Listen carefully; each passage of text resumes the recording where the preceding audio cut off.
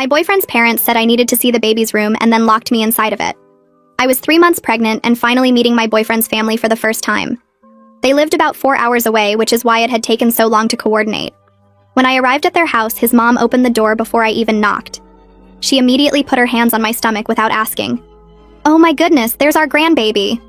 His dad came up behind her with this huge smile and guided me inside like I might break. They sat me down in a specific armchair and his mom brought me water and a plate of snacks. "You need to stay hydrated. Are you taking your vitamins? What has your doctor said about your iron levels?" I tried to answer, but she kept firing off more questions. His dad asked if I'd been to all my appointments and seemed irritated when I said I'd only had 2 so far. 2? You should be going every week. We need to make sure everything is developing correctly. My boyfriend just sat there nodding along like this was normal. During dinner, his mom watched every single bite I took. "You need more protein. The baby needs protein for brain development." She piled more chicken onto my plate even though I said I was full. His dad asked detailed questions about my family medical history that felt way too invasive for a first meeting. After dinner, his mom stood up and clapped her hands together. "We have something special to show you. We've prepared the perfect room for you and the baby." They led me to a door I thought was a closet, but it opened to stairs going down to the basement. I followed them down expecting to see a cute nursery they'd decorated. Instead, there was a bedroom with a single bed, a mini fridge, a small bathroom, and one tiny window near the ceiling with bars on it. Medical equipment was set up next to the bed, including a fetal heart monitor and an IV stand. His mom gestured around proudly. "This is where you'll stay for the rest of your pregnancy. We can monitor you properly here and make sure nothing happens to our grandbaby." I laughed because I thought she was joking. Nobody laughed back. I looked at my boyfriend and he was staring at the floor. "I'm not staying in your basement. I have a job and an apartment and a life." His dad stepped between me and the stairs. "Your job has been notified that you're taking medical leave for the pregnancy. We had your boyfriend call them yesterday." I felt my stomach drop. I looked at my boyfriend again. What is he talking about? He finally looked up. "They just want to help. You've been so stressed and not eating right and missing appointments." I told them this was completely insane and I needed to leave right now. His mom grabbed my hands. "Sweetheart, you're not taking this pregnancy seriously enough. Do you know how many things can go wrong? We have rules here that will keep you and the baby safe. No phone because the radiation is dangerous. No internet because stress from social media affects fetal development. Supervised meals to ensure proper nutrition. Daily health monitoring. No visitors who might bring germs."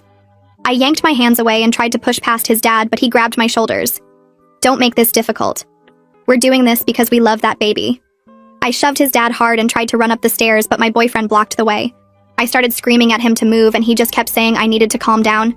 His mom was behind me saying, "Stress hormones are terrible for the baby, you need to breathe." They physically pushed me back into the room. That's when I really looked around and saw details I'd missed. The door had a heavy-duty lock on the outside. The walls had some kind of padding on them. There was a camera mounted in the corner of the ceiling. This wasn't just a room they'd prepared. This was a cell they'd built. The window was too small and too high to climb through. His mom opened the mini fridge to show me rows of pre-made meals in labeled containers. "We'll bring you fresh food 3 times a day. A doctor will come every week to check on you. You'll have everything you need and the baby will be perfectly safe." I was crying and begging them to please just let me go. I told my boyfriend I would call the police the second I got out.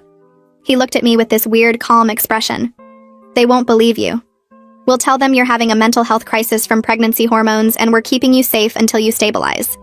His mom nodded. "We did this with your boyfriend's brother and his wife 5 years ago. She fought at first too, but by the end she understood. Their baby was born completely healthy." I felt like I was going to throw up. They all started backing toward the stairs. I rushed forward, but his dad shoved me hard and I fell backward onto the bed. His mom blew me a kiss from the doorway. "Get some rest, sweetheart. You're going to need your energy. We're all so excited to take care of you." The door closed and I heard the lock slide into place with a heavy metal sound that echoed through the basement. I threw myself at the door and grabbed the handle, pulling and twisting with everything I had. It didn't move at all. The lock was heavy and solid, the kind you'd see on a commercial building. I pounded on the door with both fists until my hands started to hurt. Then I tried to find a weak spot, running my fingers along the edges where the door met the frame. Nothing gave. The door was metal and fit perfectly into the frame with no gaps I could pry at. I looked around for something to use as a tool, but the room was almost empty. I grabbed the chair from next to the bed and swung it at the door handle. The chair broke into pieces and the handle didn't even scratch. My hands were shaking and my throat felt raw from screaming, but I kept trying. I kicked at the door over and over until my foot throbbed. The camera in the corner just watched me the whole time. its little red light blinking. They were probably upstairs right now watching me fall apart and feeling good about themselves. After what felt like forever, I stopped and looked up at the window. It was my only other option. I dragged the broken chair pieces over and stacked them to climb up. The window was smaller than I thought when I got close to it. The glass looked thick and had wire running through it. I pushed against it, but it wouldn't budge. The bars on the outside were welded right into the concrete wall. I could see them going deep into the foundation on both sides. Even if I somehow broke the glass, the opening was maybe 12 inches wide. I couldn't fit through that, even if I tried. I pressed my face against the glass and looked up. There was a metal grate covering the window well outside, and it had a padlock on it. I was completely trapped. My legs felt weak, and I climbed back down. The chair pieces scattered across the floor when I kicked them. I walked over to the mini fridge because I needed to see what they'd actually prepared. When I opened it, the light came on and showed rows of plastic containers stacked neatly on every shelf. Each one had a label written in his mother's handwriting. Monday breakfast, Monday lunch, Monday dinner. The dates went on for weeks. I pulled one out and saw the full nutrition information listed below the date. Protein 28 grams, carbs 45 grams, fat 12 grams, vitamin C 100%. She'd planned out every single meal like I was some kind of lab experiment. The bottom shelf had prenatal vitamins in a little organizer with the days of the week marked. Next to that were water bottles lined up perfectly and juice boxes with straws already in them. Everything was arranged like a kid's lunchbox. My stomach turned and I shoved the container back inside and closed the door. The bathroom was just as bad when I checked it. No mirror anywhere, which meant I couldn't break glass to use as a weapon or tool. The medicine cabinet was empty except for toilet paper and soap. No razor, no tweezers, nothing metal or sharp. Even the toilet paper holder was built into the wall so I couldn't remove it. I turned on the shower and only warm water came out no matter which way I turned the handle.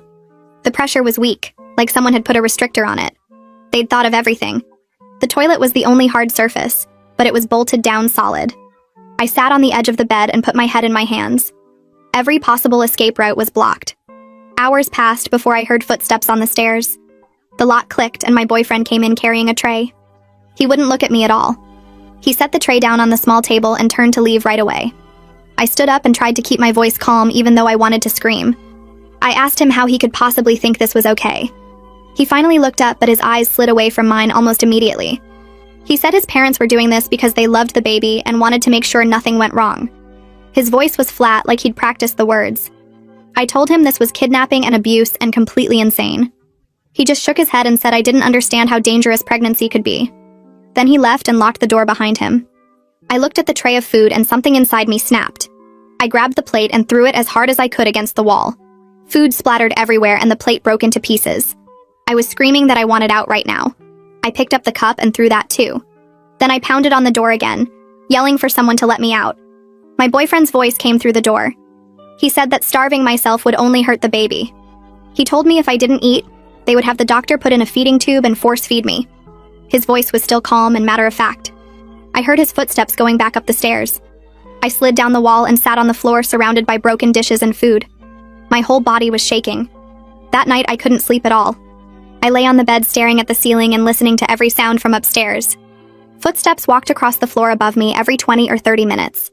At first I thought it was just someone getting up to use the bathroom, but the pattern was too regular. The steps would walk from one end of the house to the other, pause, then walk back. After a few hours I realized what was happening. They were taking turns watching the camera feed. Someone was always awake making sure I didn't try anything. The footsteps came like clockwork all through the night. I counted them to stay sane. By the time light started coming through the small window, I'd counted over 40 trips across the ceiling. Morning came and I heard someone coming down the stairs. His mother unlocked the door and came in with another tray. She had the same big smile on her face like nothing was wrong. She looked at the food dried on the wall and the broken dishes on the floor. She made a comment about how I'd redecorated the place. Her voice was cheerful, like she was joking with a friend. She set the new tray down and said she'd bring me cleaning supplies after I ate breakfast. She acted like I was a guest at her house instead of a prisoner in her basement. I just stared at her. She patted my shoulder and told me to eat up because the baby needed nutrition. Then she left and locked the door again. I decided to try a different way. When she came back with the cleaning supplies, I spoke calmly and asked her to explain what she thought this would accomplish. I told her this was kidnapping and she would go to prison for it. She set down the bucket and mop and came over to me. She took my hand and patted it like I was a confused child. She said that concerns like mine always went away once the baby was born healthy. She told me I would understand eventually, just like the others did. Her voice was so sincere and kind that it made everything worse. She actually believed she was helping me. I pulled my hand away and she just smiled and told me to clean up when I was ready. She went back upstairs humming to herself. That afternoon, I heard multiple people coming down the stairs. His mother unlocked the door and came in first. Behind her was a man carrying medical equipment. She introduced him as Dr. Wallace and said he was here for my first proper prenatal appointment. I recognized him from pictures I'd seen of their church. He started setting up a portable ultrasound machine on the table while his mother talked about how important it was to monitor the baby's development. I backed into the corner as far from them as I could get. I told them I wasn't letting anyone touch me. Dr. Wallace didn't even look up from his equipment. He just kept arranging his tools like I hadn't spoken. His mother's smile finally dropped a little and she called up the stairs for his father. I heard heavy footsteps coming down and knew this was about to get much worse. His father came through the door and walked straight to me without saying anything. I tried to back away, but there was nowhere to go in the small room. He grabbed my arms and pushed me down onto the bed, holding my shoulders against the mattress with his full weight. I kicked and twisted, but he was too strong and Dr. Wallace moved in with his equipment like this was a normal appointment. His mother stood by the door watching with her arms crossed. I screamed for them to stop and his father pressed down harder, making it difficult to breathe. The doctor pulled up my shirt and squeezed cold gel onto my stomach without warning. I was crying and begging them to please just let me go, but nobody responded. Dr. Wallace moved the ultrasound wand across my skin and stared at the small screen he'd set up on the table. He made notes on his clipboard between checking the monitor. His mother asked if everything looked good, and he nodded without looking up. The whole examination took maybe 10 minutes, but it felt like hours with his father's hands digging into my shoulders. When the doctor finally stepped back, his father let go and I curled onto my side, sobbing. Dr. Wallace wiped off his equipment and packed it away in his bag. His mother came over and tried to pat my head, but I jerked away from her. The doctor told them the baby appeared healthy based on the measurements and heartbeat. Then he said my stress levels were concerning for fetal development and could cause problems if they continued. His mother nodded like this confirmed everything she'd been saying. She told the doctor that's exactly why they needed to keep me calm and controlled here, where they could monitor everything properly. Dr. Wallace agreed and said he'd check on me again next week. They all left and locked the door, and I stayed curled on the bed shaking. The next 2 days I barely moved except to use the bathroom and pick at the food they brought. But I was watching everything. I studied every inch of that room looking for any weakness I could use. The padding on the walls was thick industrial material bolted straight through to concrete behind it. I tried pulling at the edges, but the bolts were sunk deep and I couldn't get any leverage. The bed frame was metal and welded together, then bolted to the floor so I couldn't even slide it. The mini fridge was too heavy to lift and had no removable parts. The bathroom fixtures were all one piece installed into the walls. Even the toilet paper holder was recessed into the wall with no sharp edges. The small window had bars that were set into the concrete foundation, and the glass was reinforced with wire mesh inside it. The door was solid wood with metal reinforcement, and the lock was industrial grade on the outside. I counted the bolts holding the wall padding. I measured the room by walking heel to toe. I timed how long the light from the window lasted each day. I was looking for anything that could help me, but everything was built to keep someone trapped. On the third day, I noticed something about the camera mounted in the ceiling corner. It was positioned to see most of the room, but there was a small blind spot right where the bathroom door met the wall. If I stood pressed against that specific section of wall, the angle meant they couldn't see exactly what my hands were doing. It was maybe 2 feet of space, but it was something. I tested it by standing there and moving my hands while watching the camera lens. From that position, the door frame blocked the view of my hands even though they could still see my body. I filed that information away and kept looking. His mother brought cleaning supplies that afternoon and told me the bathroom needed attention. I took the bucket and spray bottle and went in there, closing the door most of the way. I started scrubbing the toilet, and that's when I saw marks on the wall behind it. At first, I thought it was just dirt or damage, but when I looked closer, I realized they were scratches. Deliberate marks carved into the paint and drywall underneath. They were organized in groups of 5 with a line through each group. Tally marks. Someone had counted days here before me. My hands started shaking as I kept counting. 10 days, 20 days, 50 days. The marks went up the wall and continued onto the section behind the pipes. I had to twist around to see them all. 100 days, 150 days, 200 days. Then they stopped. I sat back on the floor staring at those marks and felt sick. Someone had been trapped in this room for over 200 days. His mother had said they did this with his brother's wife 5 years ago. This must have been her counting the days of her imprisonment. I kept cleaning, but my mind was racing. I moved the bed slightly to sweep under it, and that's when I saw more marks on the floor. These weren't tally marks, though. These were words carved deep into the wood beneath where the bed normally sat. The scratches were rough and uneven, like someone had used something small and not very sharp over many attempts. I had to get down on my hands and knees to read them in the dim light. Marilyn, if you fight, they hurt the baby. The letters were shaky and desperate looking. Each one had been carved multiple times to make it deep enough to read. I ran my fingers over the grooves and felt how much effort had gone into scratching this warning into the floor. Marilyn, his brother's wife. The woman his mother said eventually understood and had a healthy baby. She'd been here in this exact room carving warnings to whoever came next. That night I heard someone coming down the stairs, and it wasn't his parents' footsteps. The lock turned and a younger guy came in carrying a dinner tray. He looked like a thinner version of my boyfriend with the same nose and chin. This had to be Gary, the brother. He set the tray on the table and turned to leave, but I spoke up before he could. I asked him directly about Marilyn and what happened to her here. He froze for just a second, and I saw something flash across his face. Then he recovered and turned back with a blank expression. He said she was fine now and their daughter was perfectly healthy, so I should trust the process like she learned to do. I asked him how long they kept her locked down here, and he said that wasn't important. What mattered was the baby being safe, and Marilyn understood that eventually. He left quickly after that and locked the door. But I'd seen his reaction when I said her name. He knew exactly what had happened in this room. I decided to change my approach. Fighting them wasn't working, and I needed time to figure out a real plan. The next morning, when his mother brought breakfast, I ate everything on the plate without arguing. I took the vitamins she handed me and drank the whole glass of water. She looked surprised but pleased.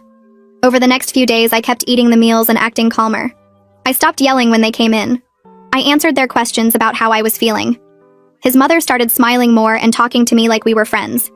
She told me that acceptance was the first step toward a healthy pregnancy. She said once I stopped fighting reality, I would see they were only trying to help. I nodded and pretended to agree while my mind was working on what to do next. Dr. Wallace came back for another examination a week after the first one. This time I didn't fight or scream when his father came down with him. I lay on the bed calmly and let the doctor do his work. I asked questions about the baby's development and what the measurements meant. Dr. Wallace seemed relieved by my cooperation and actually answered some of my questions. He spent less time restraining me and more time explaining what he was seeing on the ultrasound. I watched carefully how he entered and exited the room. His father unlocked the door from outside and held it open while the doctor came down the stairs. The doctor always set his medical bag down near the door while he set up his equipment on the table. His father stood by the door the whole time watching. After the exam, the doctor packed up his equipment and picked up his bag and left first, while his father locked the door behind them both. The routine was consistent and predictable. During that examination, I noticed something I hadn't seen before. When Dr. Wallace set his medical bag down by the door, his phone was sticking out of the side pocket. It was a newer smartphone with a black case, and I could see the edge of it clearly from where I sat on the bed. The doctor never used it during the exam and didn't seem to check it. He just left it in his bag the whole time he was working. If I could get to that bag for even 30 seconds, I could call for help. But his father was always standing right there by the door watching everything. I would need a distraction or a reason for both of them to look away at the same time. I kept acting cooperative and compliant while I thought about how to make that happen. The next morning, I waited for his mother to bring breakfast, and when I heard her footsteps on the stairs, I got into position. I doubled over on the bed and started moaning loud enough for her to hear through the door. The lock clicked and she came in carrying the tray like always, but stopped when she saw me curled up and clutching my stomach. I made myself cry and grabbed at my lower abdomen like something was really wrong. She set the tray down fast and came closer, but she didn't look scared like I hoped she would. Her face was concerned but calm and controlled. I begged her to please call an ambulance because something felt terrible with the baby, and the pain was getting worse. I made my voice sound panicked and desperate while I rocked back and forth on the bed. She pulled out her cell phone, but instead of dialing emergency services, she called someone else. I could hear the phone ringing on speaker, and then Dr. Wallace answered. His mother described my symptoms in this detached medical way, while she stayed between me and the door the whole time.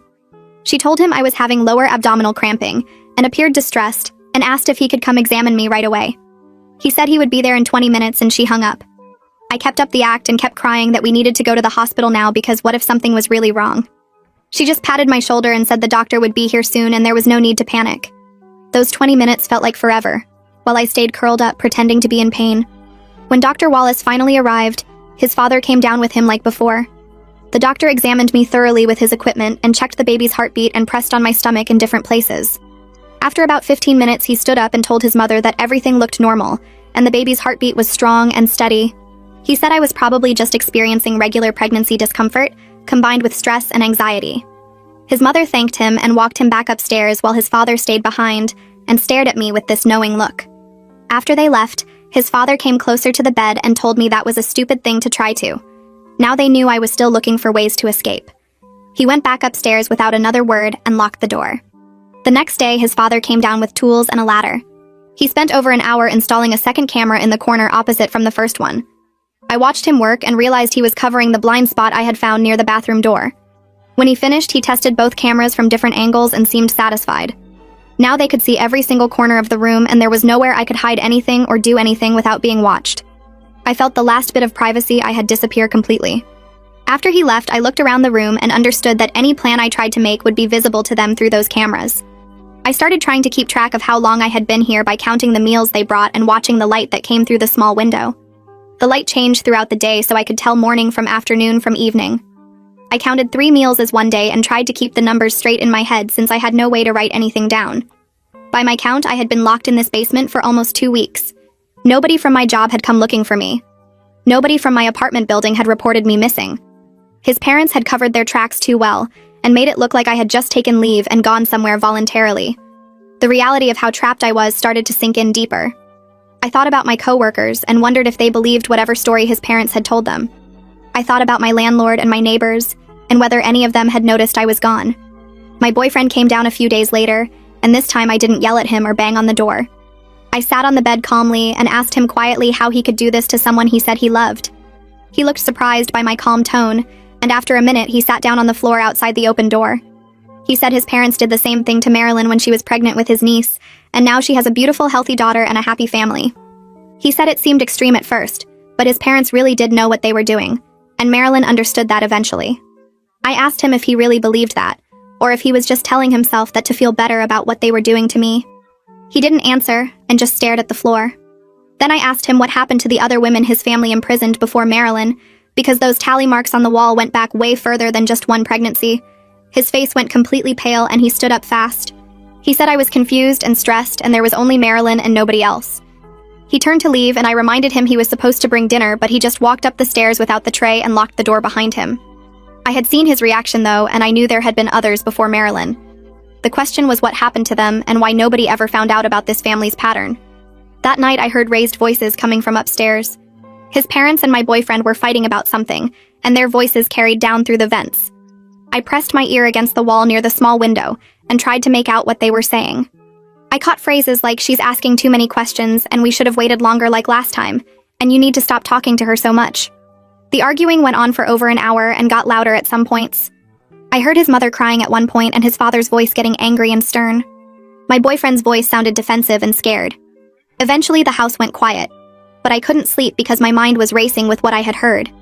They had done this before and something had gone wrong last time, and now they were worried I was figuring things out too fast. The next morning, his mother came down and everything about her was different. She wasn't smiling or cheerful or acting like we were friends. Her face was businesslike and cold. She set the breakfast tray down and told me they had made some decisions about my care going forward. She said they decided to limit my interactions with the family because I was getting too emotional and asking inappropriate questions that were causing unnecessary stress. From now on, Dr. Wallace would handle all my medical care and daily check-ins, and my meals would be delivered through a slot they were installing in the door. She said this was for my own good, and would help me stay calmer and more focused on the baby's health. I started to argue, but she held up her hand and said the decision was final. She picked up the empty tray from yesterday and left without saying anything else. Workers showed up that same afternoon and I could hear them in the stairwell with power tools.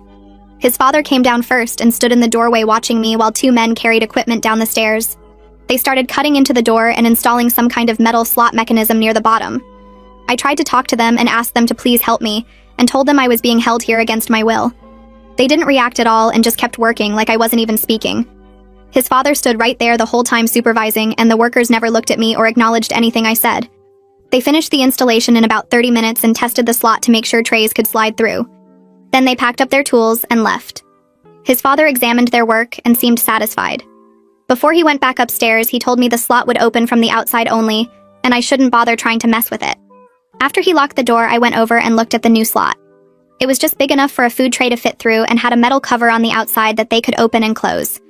I realized the workers had probably done this exact installation before in this same room for whoever was here before me.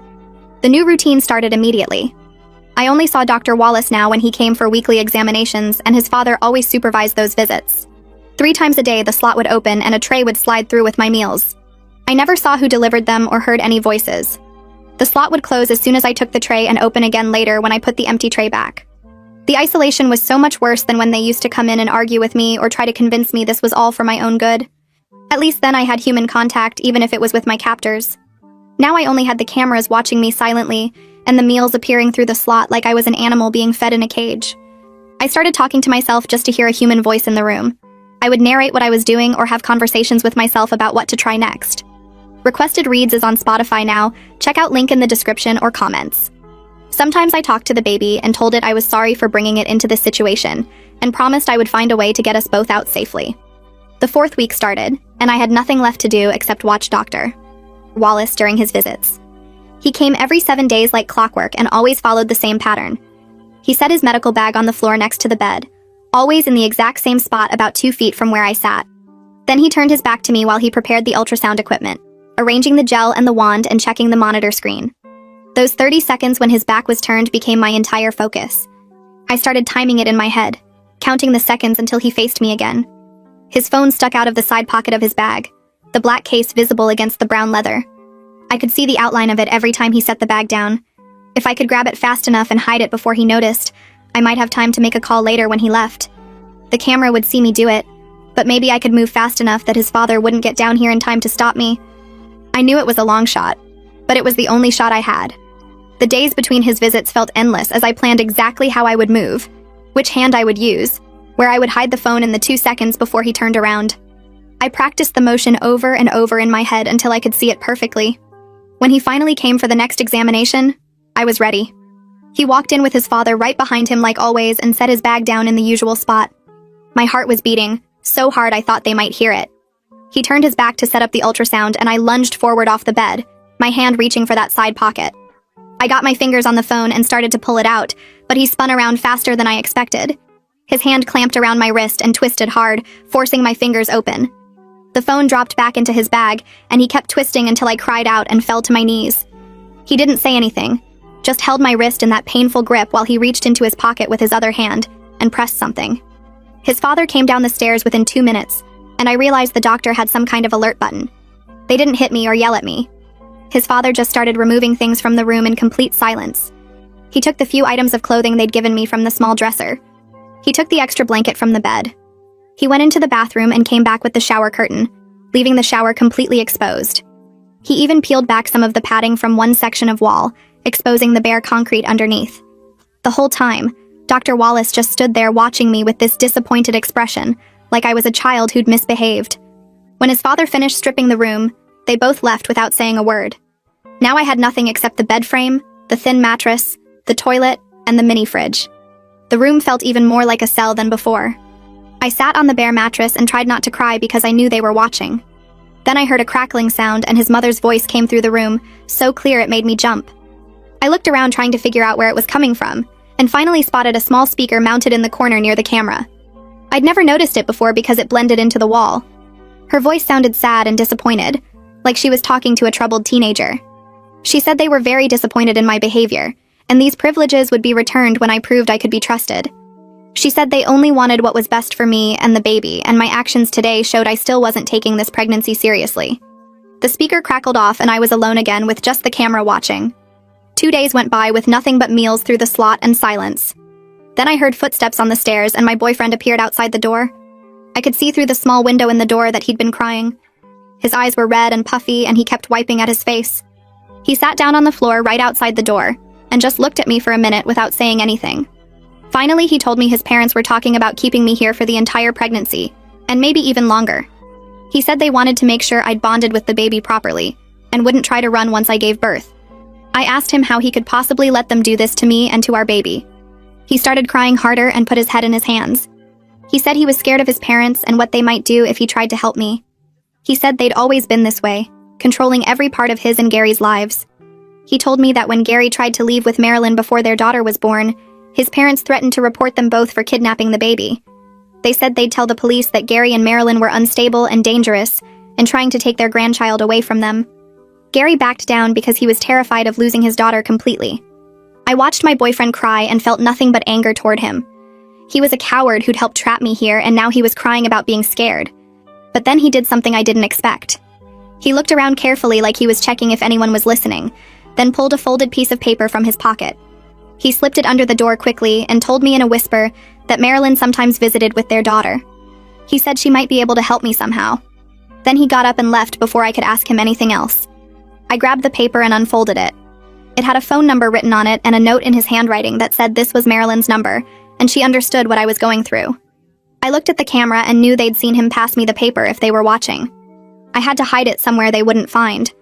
I folded it up as small as I could and tucked it into my underwear, the only place they'd never searched. 3 days passed with no mention of the paper from his parents, so maybe they hadn't been watching that moment.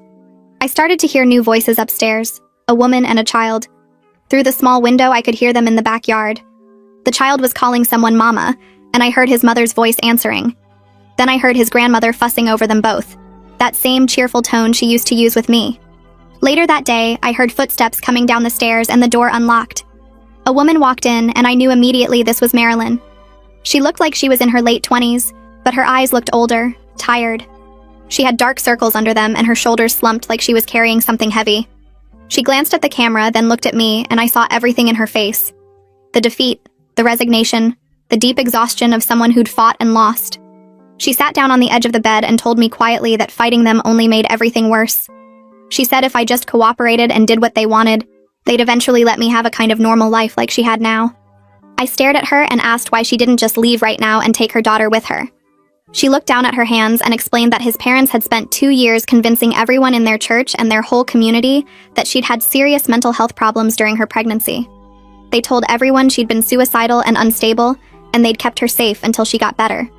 Now, if she tried to leave and take her daughter, they'd use that whole made-up history against her. They'd tell the courts she was mentally ill and dangerous, and they'd take her daughter away from her legally. She said she'd thought about running so many times, but she couldn't risk losing her child completely. At least this way she got to be with her daughter, even if it meant living under their control. I asked her how she survived 2 years in this room, and she looked down at her left arm, slowly rolling up her sleeve. There was a thick scar running from her wrist halfway to her elbow, the kind that looked like it had healed badly without proper medical care. She told me she tried to escape twice during her imprisonment, and the first time they caught her at the top of the basement stairs. His father dragged her back down, and they installed the second lock, and the camera blind spot got covered. The second time she made it all the way to the backyard before his father tackled her from behind. She was 6 months pregnant then, and when she fell, she tried to catch herself with her left arm. His father grabbed that same arm and twisted it behind her back until she heard the bone crack. She was screaming about the baby, and he told her this was to prevent her from hurting the baby with her reckless behavior. They didn't take her to a hospital because that would raise questions. Instead, they had Dr. Wallace come set the bone in the basement, and she spent the rest of her pregnancy with her arm in a cast that the doctor changed every few weeks. After that, she realized survival meant submission, because they would hurt her in ways that didn't threaten the baby directly. She pulled her sleeve back down, and I could see her hand shaking. Before she left, she moved closer and whispered that my only real chance was if someone from outside noticed I was missing and investigated.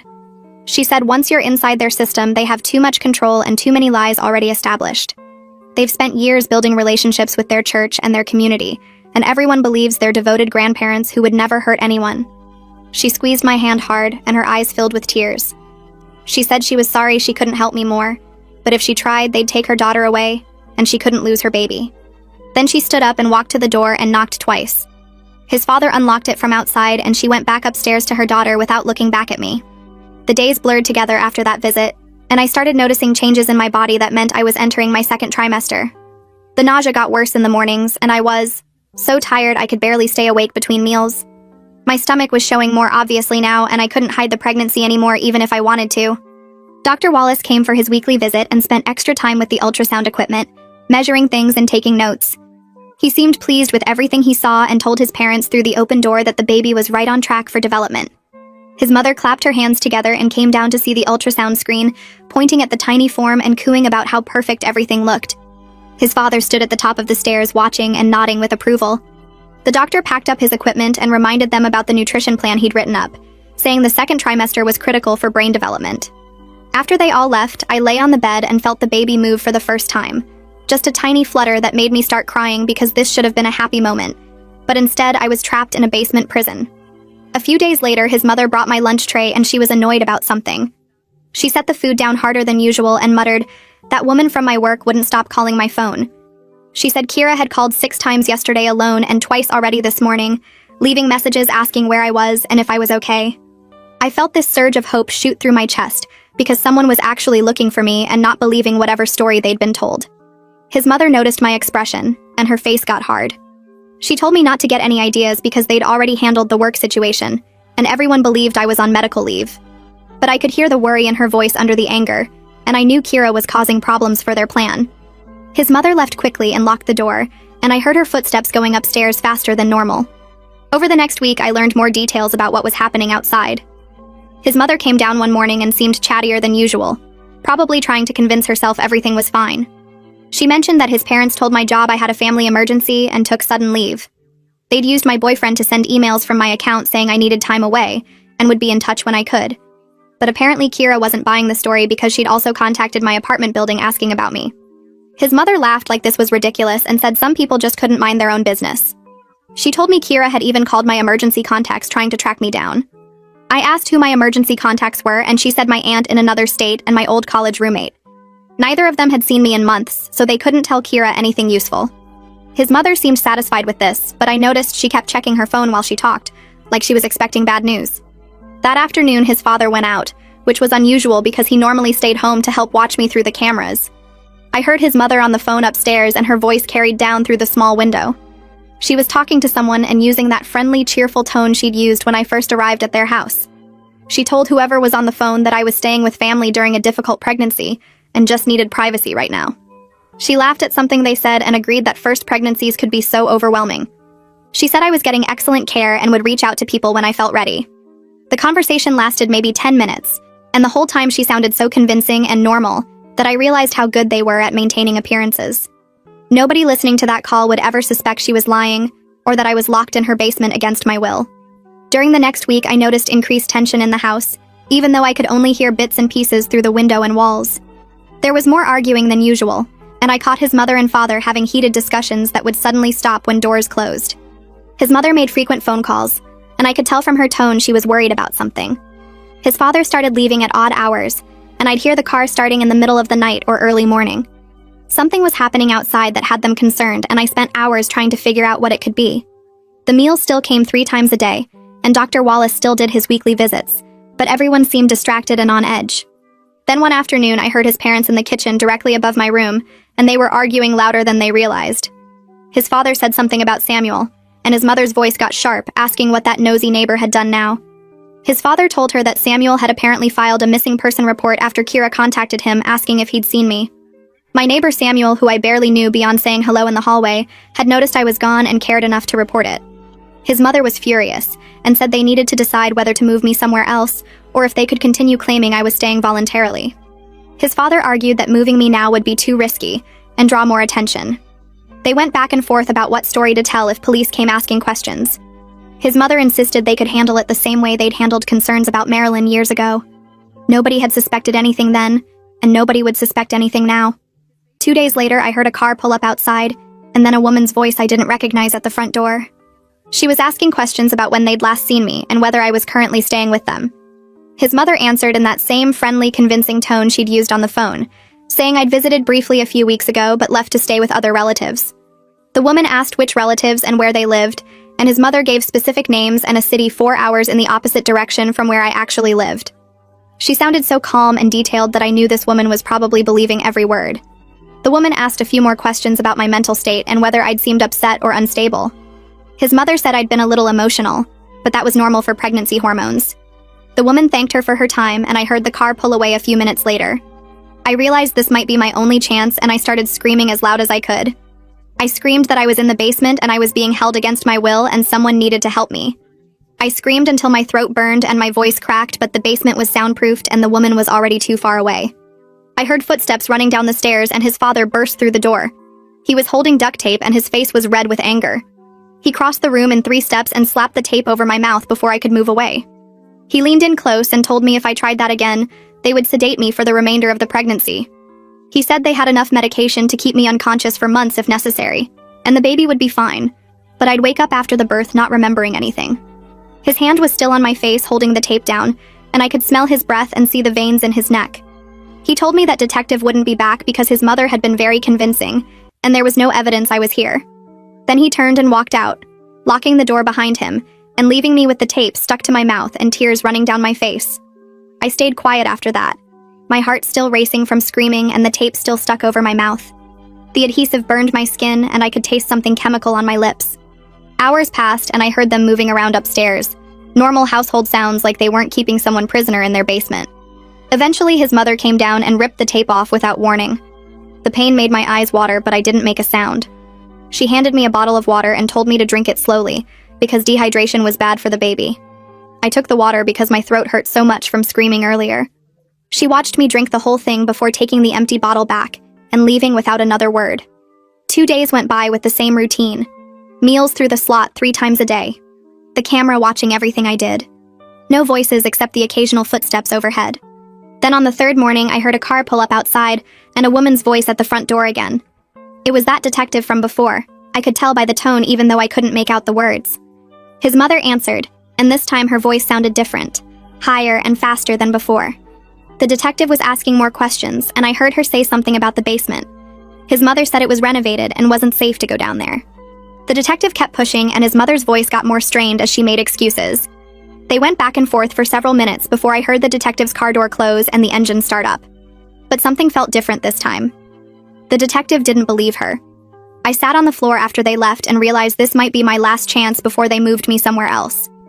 I needed to leave proof I was here in case someone did search the house. I went into the bathroom and got down on my knees behind the toilet where I'd found Marilyn's message scratched into the wall. My fingernails were already short, but I picked the longest one and started scratching into the painted concrete. The paint came off in tiny flakes and the concrete underneath was rough and hard. I pressed down as hard as I could and dragged my nail across the surface. It hurt, and my fingertips started bleeding, but I kept going. I scratched my full name first, then the date as best as I could remember it. Then I added the words, help, imprisoned, and pregnant, in capital letters. My fingernail cracked halfway through and the pain shot up my finger, but I switched to another nail and kept scratching. It took almost an hour to get all the words visible enough to read. When I finished, my fingers were bleeding and shaking, but the message was there next to Marilyn's old one. 2 women marked on the same wall years apart. That night I heard yelling upstairs louder than before. His parents were fighting, and I could make out some of the words through the ceiling. His father's voice was angry, and his mother sounded like she was crying. I pressed my ear against the door and caught pieces of their argument. His father said something about solving the problem permanently. His mother was saying she couldn't do that again. I heard my boyfriend's voice join in, yelling that they promised no one would get hurt this time. The word again and this time stuck in my head. There had been others before Marilyn, women who didn't survive whatever this family did to them. My hands went cold and I backed away from the door. The fighting continued for another hour before the house went quiet. The next morning I heard the lock turning earlier than usual. His mother came down the stairs and she looked different, her face tight and her movements quick. His father was right behind her and he was carrying something. His mother had a syringe in her hand and she wouldn't look at me directly. She said they were going to give me something to help me sleep and then move me to a different location where I would be safer. Her voice was shaking as she talked. His father moved to block the door and I saw the syringe more clearly now. It was big and full of clear liquid. I knew if they injected me with that and moved me somewhere else, no one would ever find me. This wasn't about keeping me safe. This was about making me disappear. I didn't think or plan what happened next. His father stepped toward me and I kicked him as hard as I could right in the knee. He went down with a yell and his mother lunged at me with the syringe. I grabbed her wrist with both hands and bit down on her hand as hard as I could. She screamed and dropped the syringe and it hit the concrete floor and shattered. Clear liquid spread across the ground and his father was getting back up. His mother was holding her bleeding hand and his father's face was red with anger. He came at me fast and backhanded me across the face. The force knocked me sideways and my head hit the metal bed frame. Pain exploded through my skull and everything went blurry for a second. I tasted blood in my mouth and my vision was spotty, but I stayed conscious. Through the ringing in my ears, I heard new sounds upstairs. Car doors slamming, multiple voices, someone knocking hard on the front door. His father froze and his mother's eyes went wide. A woman's voice called out that this was the police and they had a warrant to search the property. It was the detective. She had come back. His parents looked at each other and his father ran for the stairs. His mother was trying to clean up the broken syringe with shaking hands. She kept looking at the blood running down my face from where I hit the bed frame. She grabbed my shoulders and her voice was desperate now. She told me I had to say I came here willingly, that they were just helping me through a difficult pregnancy, that everything was fine. Upstairs, I could hear the detective demanding to see the basement. His father's voice was loud, saying the warrant didn't cover that area. There was a commotion and something crashed. Then I heard footsteps on the basement stairs. Multiple people coming down fast. His mother was still trying to wipe up the blood on the floor with her sleeve. The lock turned and the door swung open. Detective Herrera stood in the doorway with 2 other officers behind her. She looked at the room and took in everything in one sweep. The camera in the corner, the locks on the outside of the door, the bars on the window, the medical equipment, the blood on my face and the floor. My face must have shown everything because she didn't ask any questions. She pulled out her radio and called for medical assistance immediately. His mother started talking fast, trying to explain, but the detective cut her off and told her she was under arrest. One of the officers moved forward with handcuffs and his mother was crying now, saying they were just trying to protect the baby. His father tried to run. I heard shouting from upstairs and then the back door slamming. Through the tiny window, I saw him running across the backyard, but 2 officers were already there. They tackled him into the grass and he fought, but they got the cuffs on him within seconds. My boyfriend was found hiding in his car in the garage. They pulled him out and arrested him too. All 3 of them were taken away in separate police cars while I was still sitting on the basement floor. My head was pounding and I couldn't quite process that this was actually happening. That someone had found me. That I was getting out. The paramedics came down the basement stairs right behind the detective and I was still sitting on the floor where his parents had left me. My whole body was shaking so hard I couldn't make it stop. One of them knelt down next to me and started asking questions about where I was hurt and how far along I was in the pregnancy. I tried to answer, but my teeth were chattering and the words came out wrong. The other paramedic opened a big medical bag and pulled out equipment while the first one kept talking to me in this calm, steady voice. They checked the cut on my head where I'd hit the bed frame and cleaned the blood off my face with gauze that stung. One of them pulled out a fetal heart monitor and asked if they could check on the baby. I nodded and lifted my shirt. The cold gel made me flinch, but then I heard the heartbeat through the speaker, fast and strong, and the paramedic smiled at me. He said the baby sounded good, and that I was safe now. They wrapped a blanket around my shoulders even though I wasn't cold and helped me stand up. My legs were wobbly and one of them had to hold my arm to keep me steady as we went up the basement stairs. The house looked different now with police officers everywhere taking pictures and writing things down. Detective Herrera was talking into her radio about needing more units and a crime scene team. They loaded me into the ambulance and one paramedic stayed in the back with me while we drove. He kept checking my blood pressure and asking me questions about pain and dizziness. The ride felt long, but he told me we were going to the hospital where they could do a full checkup and make sure everything was okay with me and the baby. The emergency room was bright and busy with people moving fast in every direction. A nurse took me to a private room and helped me change into a hospital gown. She was gentle when she touched my arm and asked if I needed anything for pain. More people came in to examine me. A doctor who looked at the cut on my head and said I might have a small concussion. Another nurse who took my blood pressure and temperature. They asked me to describe what happened and I started talking. But then I couldn't stop crying. The nurse handed me tissues and rubbed my back while I tried to explain about being locked in the basement for weeks. She wrote everything down on a chart and told me they were going to document all my injuries for the police. They did an ultrasound, and I watched the screen showing the baby moving around. The doctor doing the scan said everything looked normal and the baby was measuring right for how far along I should be. She printed out pictures and handed them to me. A social worker came in after the ultrasound and sat down in the chair next to my bed. She introduced herself and said she worked with people who'd been through bad situations. She asked if I had family or friends who could help me, and if I had a safe place to go when I left the hospital. I told her about Kira from work, and she wrote down the information. She explained what would happen next with the police investigation, and the court process if charges were filed. She gave me papers with phone numbers for counseling services and victim support groups. Detective Herrera showed up a few hours later with a recording device and a notebook. She pulled up a chair and asked if I felt strong enough to talk about what happened. I said yes because I wanted them to know everything before his family could make up more lies. She turned on the recorder and I started from the beginning, from arriving at their house and meeting them for the first time. I told her about them locking me in the basement and refusing to let me leave. I described the medical equipment and the camera and the locks on the outside of the door. I explained about Dr. Wallace coming to do forced exams while his father held me down. I told her what his mother had said about doing this to Marilyn 5 years ago, and how I'd found the tally marks on the wall that went back even further than that. Detective Herrera asked specific questions about dates and times and exactly what each person had said and done. She wanted to know about the layout of the room and where everything was positioned. I described the scratched message I'd left behind the toilet and she wrote that down. She asked about Marilyn and what his mother had said about her, and I repeated the part about how she'd fought at first, but eventually understood. The detective's face got tight when I said that, and she made a note about finding Marilyn and talking to her. I told her I thought there might have been other women before Marilyn based on how many tally marks I'd counted. She promised they were searching the house completely and would find any evidence that existed. The interview lasted almost 2 hours, and by the end, my voice was hoarse from talking. The police called Detective Herrera while I was still at the hospital to tell her what they'd found. She came back to my room and said they'd located my scratched message exactly where I'd described it. They'd found Marilyn's name carved there too, along with dates that matched what his mother had said about 5 years ago. The crime scene team had pulled up some of the floorboards in the basement room and discovered things hidden underneath. There were medical records for at least 2 other women with different names and dates going back almost 20 years. They found photographs and documents that his parents had kept, probably as some kind of sick record of what they'd done. The detective said the investigation was getting bigger as they realized this family had been doing this for possibly decades. She asked if I could think of anything else that might help them find the other victims, or figure out what had happened to them.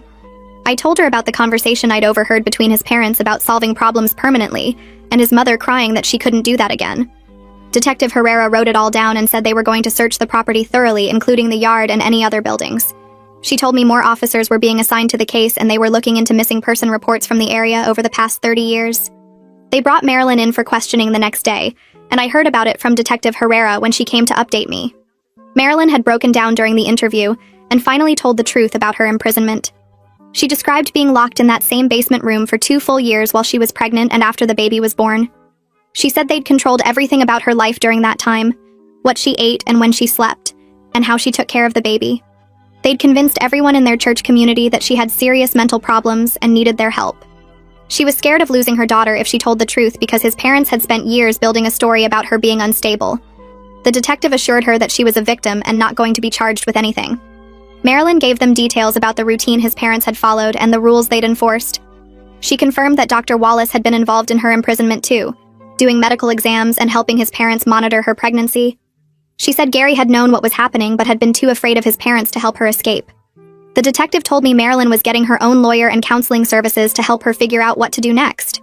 Gary got arrested the same week as his parents, but his charges were different. The district attorney was treating him as an accessory to Marilyn's imprisonment since he'd known about it and done nothing to stop it. Gary's lawyer was claiming he'd also been manipulated and controlled by his parents his whole life. The DA was building cases against all of them for kidnapping, false imprisonment, assault, and conspiracy. His parents were facing the most serious charges because they'd planned and carried out multiple kidnappings over many years. My boyfriend was looking at major time too since he'd helped plan my kidnapping and had actively participated in keeping me locked up. The prosecutor assigned to the case called me to explain what charges they were filing and what the process would look like. She said his parents could get 20 to 30 years each if convicted on all counts. My boyfriend might get 10 to 15 years depending on how much cooperation he provided. Gary might get a reduced sentence if he testified against his parents and helped the investigation. Dr. Wallace's medical license had been suspended immediately, and he was facing his own criminal charges for his role in the forced medical exams and the conspiracy. They moved me to a safe house 3 days after I got out of the hospital, because Detective Herrera said the family had connections in their church community who might try to intimidate me or interfere with the investigation. The safe house was in a different part of the city in a regular neighborhood where nobody would think to look for me. A victim advocate stayed there with me and helped me get set up with new clothes and basic supplies since I didn't have anything from my apartment. Kira came to visit as soon as they told her where I was. She walked in and immediately started crying and hugging me. She said she'd known something was wrong when my emails didn't sound like me at all. She'd tried calling my phone over and over, and when my boyfriend answered and gave her weird excuses, she'd gotten more suspicious. She'd contacted my apartment building and my emergency contacts trying to find me. She'd even driven to my apartment and talked to my neighbors about whether they'd seen me. Kira brought me things from my apartment that the police had retrieved after getting my boyfriend to give them access. She stayed for hours just sitting with me and listening to everything that had happened.